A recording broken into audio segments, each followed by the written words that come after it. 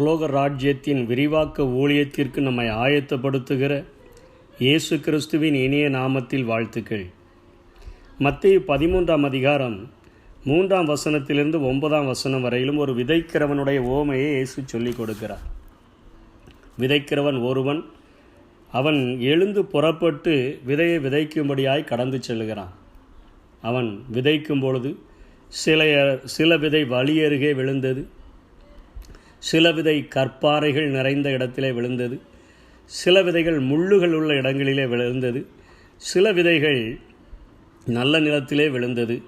நல்ல நிலத்திலே விழுந்த விதையோ 30, 60, 100 பலன் தந்தது என்று இயேசு ஒரு உவமையை அங்கே சொல்லி கொடுக்கிறதை பார்க்கிறோம்.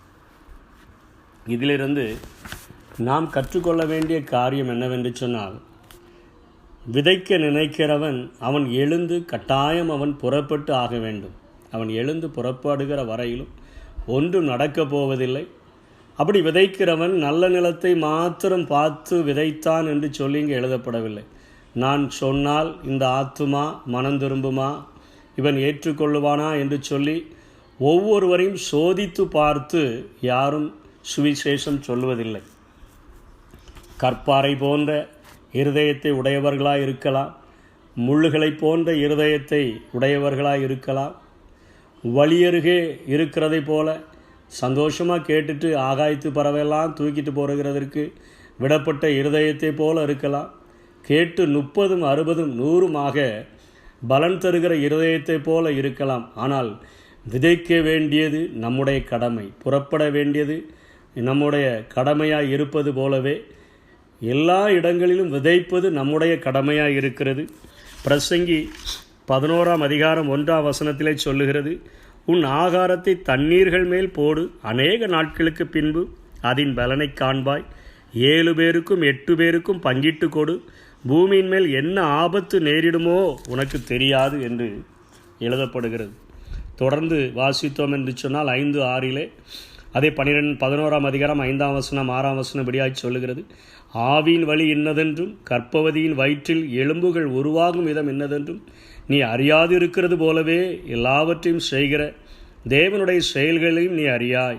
காலையிலே உன் விதையை விதை, மாலையிலே உன் கையை நெகிழ விடாதே. அதுவோ இதுவோ எது வாய்க்குமோ என்று, இரண்டும் சரியாய் பயன்படுமோ என்றும் நீ அறியாயே. எங்களுடைய ஊழியத்தின் ஆரம்ப நாட்களில் நாங்கள் வாலிபர்களாக இருக்கும் பொழுது முதலாக ஒரு 6 வாலிபர்கள் சேர்ந்து கிராம ஊழியத்திற்கு செல்லும்படியாய் கடந்து சென்றோம்.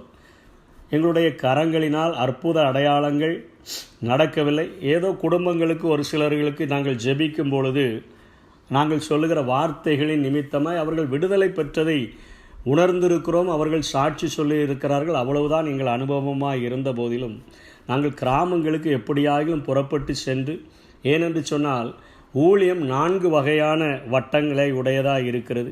நாம் இருக்கிற பட்டணங்களிலே இருக்கிற இடங்களிலே, அதாவது வேதம் எருசலேமிலும் அப்படின்னு சொல்லுகிறது. 2வது பக்கத்தில் யூதேயாவிலும், அதற்கப்புறம் சமாரியாவிலும், அதற்கப்புறம் பூமியினுடைய கடைசி பரியந்தமும். அதனால் நம் இருக்கிற பட்டணத்தை சுற்றியுள்ள கிராமங்களுக்கு நம்ம முதல்ல போகலாம் அப்படின்னு சொல்லி புறப்பட்டு போயிருந்த பொழுது, தெருவிலே நின்று கொண்டு நாங்கள் பாடல்களை ஆரம்பித்த பொழுது எங்களுடைய கரங்களை தொட்டு நாங்கள் அற்புதங்களே செய்ய பழகாத அந்த நாட்களிலே அங்கே இருக்கக்கூடிய குறும்பான வாலிபர்கள் நடக்க முடியாத ஒரு பெண்ணை, வயது கம்மியான பெண் தான், ஆனால் நடக்க முடியாத ஒரு பெண்ணை கொண்டு வந்து எங்கள் முன்பாக வைத்து விட்டு நாங்கள் அப்பொழுது பாடல்கள் பாடி முடித்து விட்டு பிரசங்கம் பண்ணுகிறோம். இயேசு எங்களோடு கூட வந்திருக்கிறார். அவர் அற்புதங்களை செய்யக்கூடியவர், அவர் அடையாளங்களை செய்யக்கூடியவர், உங்களுக்கு உதவி செய்யக்கூடியவர் என்று பிரசங்கிக்கும் பொழுது நாங்கள் விதைகளை விதைத்து கொண்டிருக்கிறோம். எந்த இடத்துல எப்படி கேட்பார்கள் என்று தெரியாது. முள்ளுகள் உள்ள இடமா, வழி பாதை போன்ற இடமா, அல்லது இது கற்பாறை போன்ற இடமா, நல்ல நிலமா என்று தெரியாது. புறப்பட வேண்டும், புறப்பட்டு விட்டோம். விதைக்க வேண்டும், விதைத்து கொண்டிருக்கிறோம். கொண்டு வந்து வைத்து விட்டார்கள். ஊருக்குள் வந்து நீங்கள் மீண்டுமாய் பிரசங்கிக்க வேண்டும், ஜெபிக்க வேண்டும் என்று விரும்பினால் இந்த அம்மாவை நீங்கள் நடக்க வைத்து விட்டு வாருங்கள் என்று சொல். ஒவ்வொருவருடைய முகத்தை பார்க்கிறோம். நாங்கள் எங்கள் மனதிற்குள்ளாகவே ஜெபிக்க ஆரம்பித்த பொழுது எங்களுக்குள்ளாக ஒரு தேவ வல்லமை எங்களை நிரப்பினதை உணர முடிந்தது. அந்த அம்மாவின் மேலாக கைகளை வைத்து இயேசுவின் நாமத்தில் என்ற பொழுது அதற்குள்ளே இருக்கிற பிசாசோ எதுவோ ஓடின உடனே அந்த அம்மா எல்லாருக்கும் முன்பாக எழுந்து நடந்து விட்டது. அன்றிலிருந்து அந்த சபையிலே அந்த கிராமத்திலே ஒரு நல்ல ஒரு ஓப்பனிங்கை ஆண்டவர் எங்களுக்காக கொடுத்தார். புறப்படுகிற வரையிலும் ஒன்று நடக்காது. புறப்படுகிற பொழுது, நாம் விதைக்கும்படியாய் புறப்படுகிற பொழுது அது எப்படிப்பட்ட இருதயமாக இருக்கிறது என்று சொல்லி அறியாமல் இருந்தாலும் நாம் விதைக்கும் பொழுது அங்கே ஆண்டவர் பலனை தரக்கூடிய ஒரு ஆண்டவராக இருக்கிறார். ஆகவே பிரசங்கி சொன்னது போல இன்றைக்கும் அநேக கனிகளை அங்கே இருந்து சம்பாதிக்க முடிகிறது. உன் ஆகாரத்தை தண்ணீர்கள் மேல் போடு, அநேக நாட்களுக்கு பின்பு அதன் பலனை காண்பாய் என்று சொல்லப்பட்டது போல இன்றைக்கு ஆண்டவர் நம்மை விதைக்கும்படியாய் அவர் நம்மை அழைக்கிறார்.